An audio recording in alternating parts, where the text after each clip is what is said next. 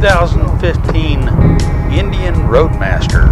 This is supposed to be a very comparable motorcycle to the Harley-Davidson Ultra Glide Limited CVO edition, as the Indian has the Thunderstroke 111 cubic inch engine and the Harley-Davidson would be a 110 cubic inch engine. So we're going to get an opportunity to kind of compare the two side by side almost, or at least the Indian at this time. See what I think the differences are and whether or not I'd be interested in buying one.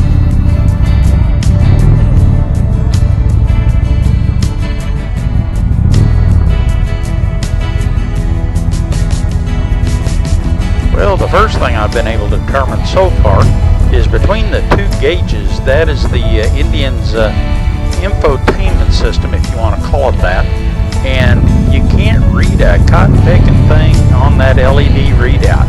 It's just I don't know whether or not it's my glasses or what, but with my glasses on or off, I can't see anything but a black box. That with the clear skies or the partly cloudy brightness out there, you just can't see any of the information that's supposed to be displayed. So to me, that's a big drawback right off the bat.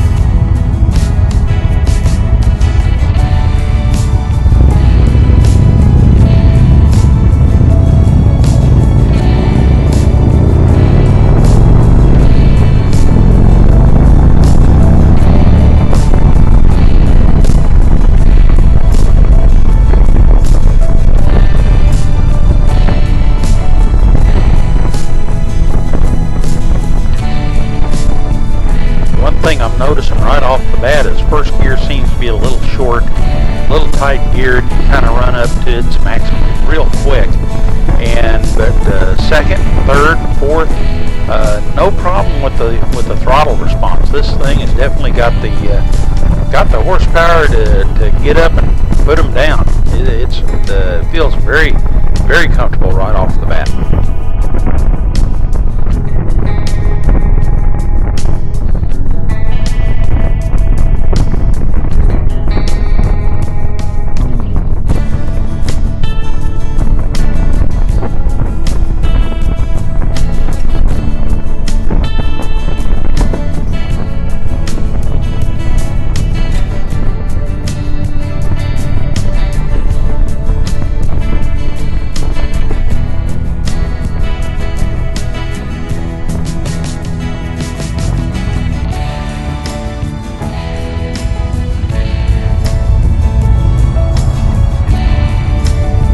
You got to admit, the Indian people at the factory, they took a lot of time in styling this bike. It looks just beautiful.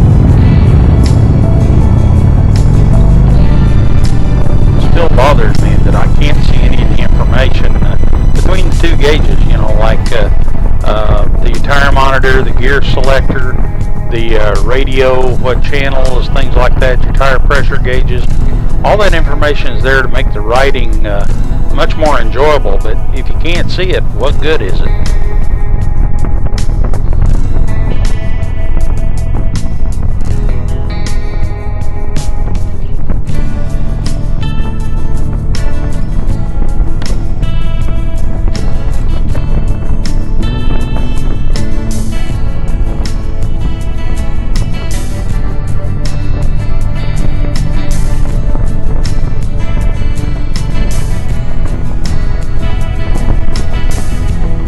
I do have to say is so far I've been running around in about fourth gear and trying to lug the motor, and at about this little stretch of road's about 30 miles an hour, and when you roll that throttle back, there is no lugging. It just flat picks up and goes.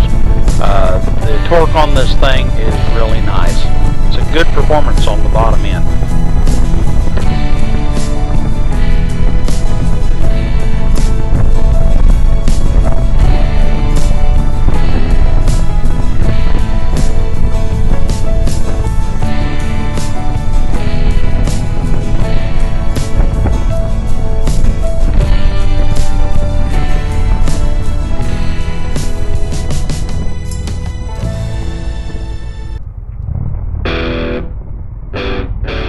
had an opportunity to ride this same bike about 4 straight rides.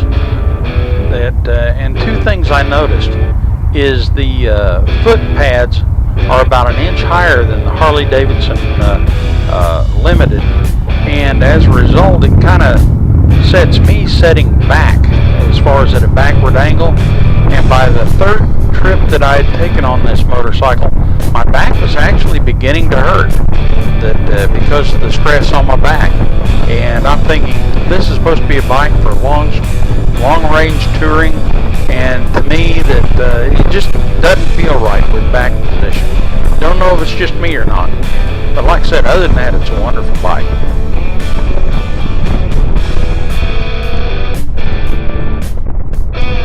Another thing I noticed was after riding this bike for the 4th time, the cylinders, boy, they got hot. The inside of my legs was feeling like they were starting to begin to be baked. It got hot on my inside of my legs. I don't like that either.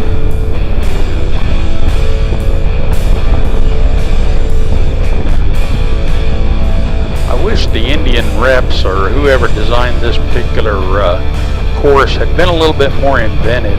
That I know there's some curvier roads in this area, which I enjoy riding from time to time. And basically we kind of went in a big box and got on the highway. I think it could have been a lot better ride and not really any more mileage, but that's just me.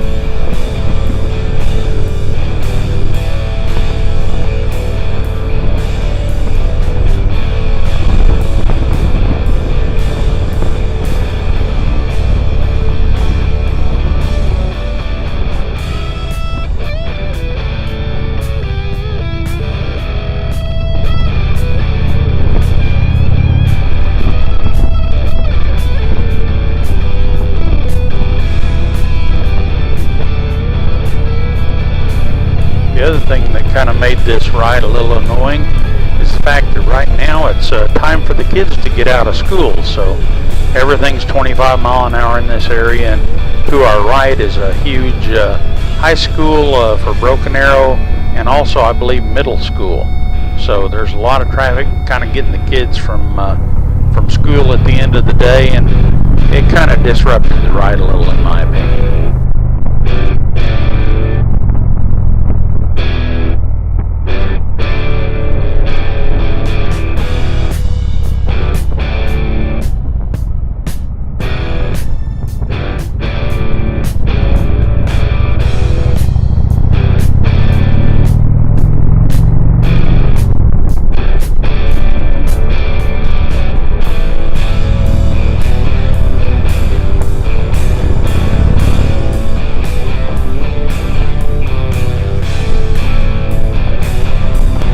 Thing I've noticed is that this particular motorcycle, you know, the Indian bikes, both the Chieftain and the Roadmaster, both have an adjustable windscreen up here up front.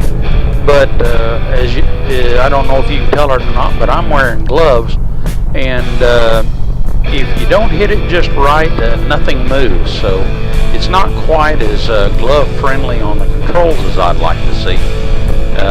I'd like to be raising it up or down a little bit, and I find I actually am having to take my hand off the controls to use my index finger to get the button to operate. I don't really care to do that.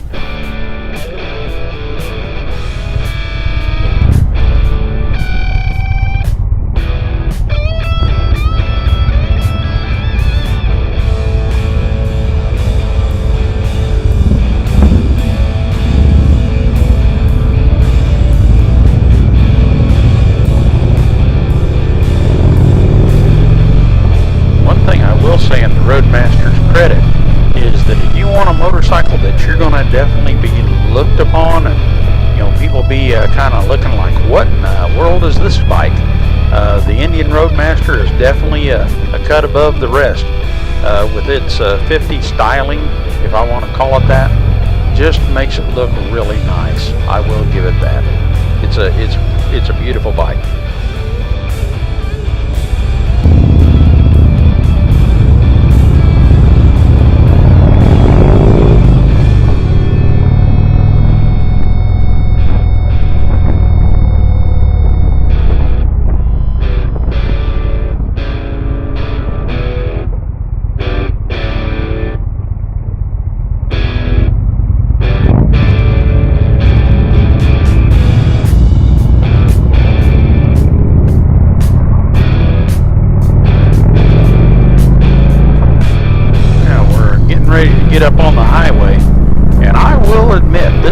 one spot that the Indian does excel. I mean, this little motorcycle will accelerate like a bat out of you-know-where. That from about 50 to 85 before you even realize how fast you're going. That it was really impressive. I looked down, all of a sudden, accelerating up here on the highway. I was accelerating, going through the gears up 36th gear, or actually I was in 5th gear, and then looked down, and I said, shoot, I'm doing 85, I better back off the gas here a little bit, and then shifted down into 6th and went down to 65, which is the mile per hour rating. This is another spot where I would have liked to have used the windshield, but it's just a hard button to operate with gloves on.